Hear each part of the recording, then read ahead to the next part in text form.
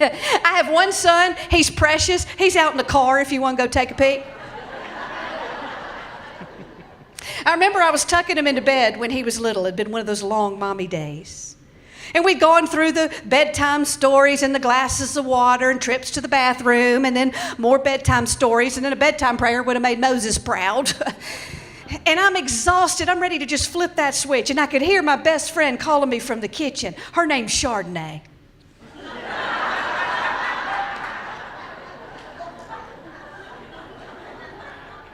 She's a good friend.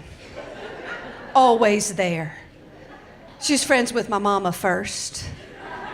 She's the reason I had kids. And she's so nice because she's the one who always tells me, Kelly, you look good when you dance. But you don't want to be single and hang out with Chardonnay. I'm just saying, she's a pretty good wingman, but she does not have good taste in men.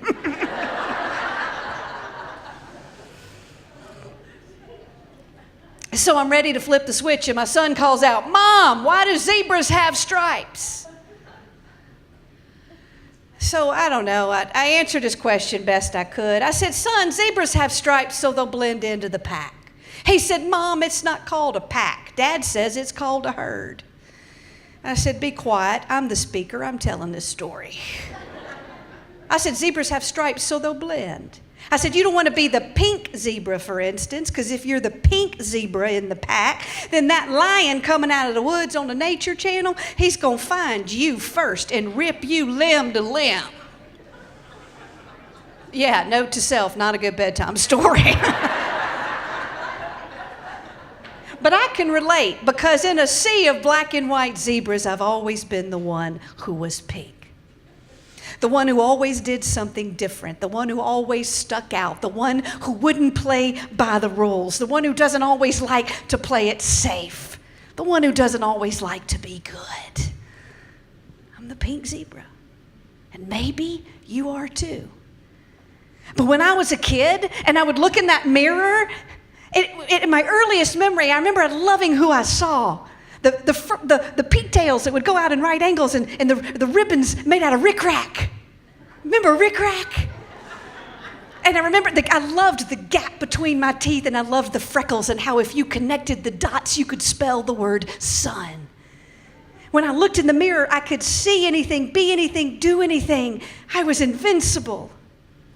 And then I looked around and I saw the others, and they were different.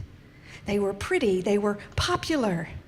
They had things that I didn't have. And suddenly I began to see that maybe being different was bad.